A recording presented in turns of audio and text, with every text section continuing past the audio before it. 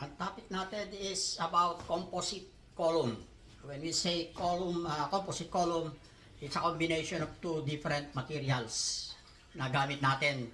Yung steel section, for example, yung ibibigay natin steel pipe, then ikakast natin ng concrete. Sa school, yung instruction nila, kung minsan nagbibigay sila ng lessons about a certain topic, jump kagad sila direct dun sa explanation. But dito, i-explain natin yung application. Kailan natin ginagamit yung composite structure. Bakit pumapasok yung composite? Ang maganda example, ito, ibibigay ko sa inyo, merong existing owning o yung parang garahe framed by 4 columns made of steel pipe. But yung owner, they decided na i-upgrade nila yung roof. Gawin nilang balcony, no? Itatapat nila rin sa second floor. Natural yung loadings. Instead na ang dala ng poste, roofing, yung GI roofing, ang gagawin niya, lalagyan niya ng second floor balcony. Wala nang wall, wala nang extension sa taas. Sabi nga natin, balcony. So we need to upgrade yung existing pipe. Kasi ayaw ng owner itapon yung pipe. Sayang, nakapwesto na, and then may foundation na. So, gagawin natin, i-reinforce natin existing column, which is, in this example, is made of steel pipe. Ngayon, ito, example, sabi ko, an existing roof eave is supported by 4 steel pipes, secured by concrete pedestal on ground.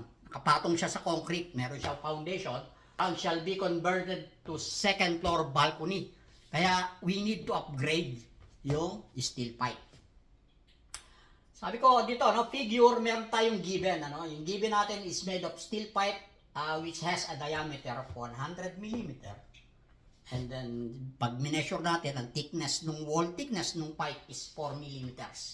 Siguro sabihin natin, yung 4 mm is schedule 20. So, meron ng mas makakapal. Nilagay ko na lang for the sake of this example, 4 mm. So, ang scientific properties ng pipe, yung strength o yield strength nung pipe is 240 MPa. Ginamit ko yung mababa, yung lowest yield strength. So, ang reduction is 0.60, palaging may reduction. And yung cross-sectional area, kailangan makuha natin yung perimeter ng pipe and then multiply ng thickness, makukuha natin yung section, cross-sectional area nung pipe. Ito, nakita niyo yung drawing, inilagyan ko ng mga pula-pula na yun. Yung thickness doon at saka yung perimeter, makukuha natin yung cross-section ng pipe. So, outside diameter, 100 mm, sabi natin. So, kailangan nating makita, pipe axial capacity. Ito yung formula, ito yung relation, Phi, or yung reduction factor, multiplied by Fy, which is 240, example natin, multiplied by yung section ng area ng cross-section ng pipe.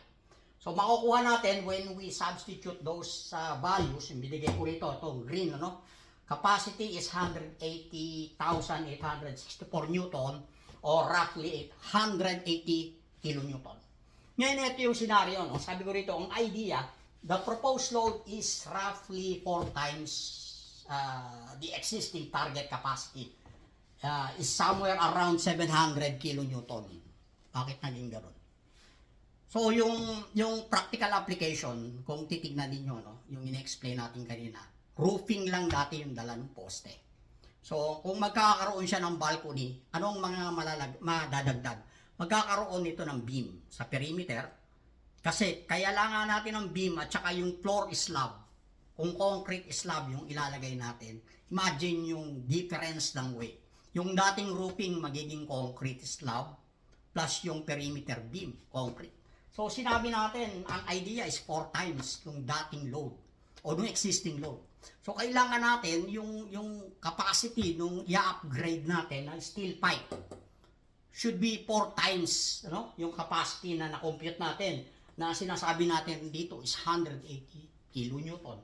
Kung i-multiply natin ng 4, roughly ang target natin is 700 kilonewton. Pag in-upgrade natin yung pipe, lalagyan natin ng concrete, dapat lumagpas siya or not less than 700 kilonewton yung maging result pag nilagyan natin siya, kinas natin ng concrete. Yun ang pakikita ko sa inyo sa susunod na page. Let us continue, no? Sabi ko, cast with concrete plus minimum rebar requirement. Dito sa drawing, nilagyan ko na ng concrete, ano? Nakita nyo itong square. And then yung red, yan yung pipe sa loob, yung existing, nalagyan natin ng concrete. Then natural, kailangan natin ng minimum rebar requirement. Sabi ko, minimum. Lalagyan natin. Nilagyan ko ng 4 na 16, no? 16 vertical bar. But of course, huwag kayo magkamali, ano? Very tight siya sa paligid. Yung parang stirrups, may ties paligid. Hindi ko dala din drawing. And then ito yung pipe sa loob. Dahil ikakas natin yung labas, natural yung inner part ng pipe, walang concrete.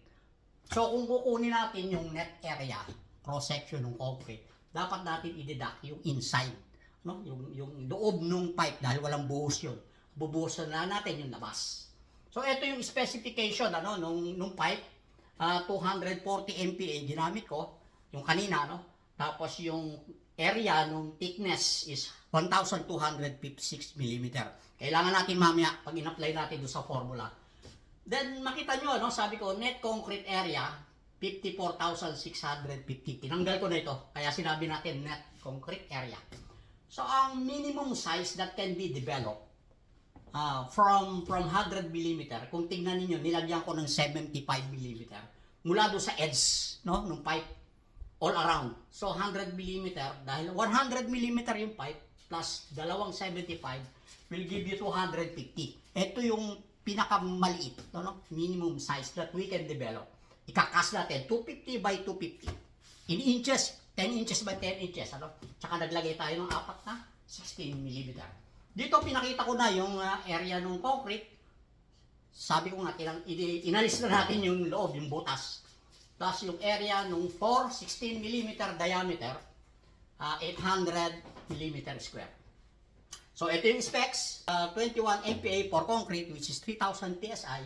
And then yung reinforcing bars, ang yield strength is 276 MPa. Apply natin yung formula, no, from ACI. For tide column, meron tayo reduction factor. Ni-recommend ng ACI which is 0.65 for tide column. So, actual capacity, ito yung formula, no? Ito yung expression. Explain ko lang, no? Yung una, ito yung fee, no? Ito yung reduction, which is 0.65. And then, proceed with 0.8. Multiply by this quantity. Pakita natin, ano? Separated by plus, ano? Sign. Yung unang expression is for concrete. Okay po? Huwag kayong magkamali, no? Yung AC, area ng concrete, yun yung net. Plus yung Fy at saka yung multiply by AS yung rebar, yung 4 na 16. Plus Fy yung area ng pipe, cross section area ng pipe, multiply by 240. Apply natin lahat. Hindi ko na pinakita yung substitution. Ang capacity na lumalabas is 778,825 or roughly 778 kilonewton. So upgraded capacity, lahat na, no? Composite na, no? Equals 778 kilonewton greater than 700 kilonewton. Yung target natin kanina. So, pasok siya, no? Doon sa tinatarget natin na load capacity. Load capacity, no? Isang poste. But sabi ko rito, no? Ito yung pandahuli. However, concrete foundation should be upgraded too in order to accommodate proposed load. Natural. Ilagay natin sa pangalawang, ano yan, no? Gagawa tayo ng isa pang topic. Tugtungan natin dito. Lalagyan ko ng steps kung paano natin ikakabit. I-upgrade naman yung foundation bago natin buhusan. Yung steel pipe na sinasabi ko. Sana po nagustuhan niyo yung topic, ano? Very practical yung application, but hindi natin hinulaan, ano? Meron tayong sinunod, yung formula na ginagamit natin pagdating sa pagkuha ng capacity. Abangan niyo yung susunod na topic, i-upgrade natin yung foundation. Ano yung step? Tsaka paano natin i-upgrade naman yung foundation. Salamat po. Kita tayo ulit susunod. God bless.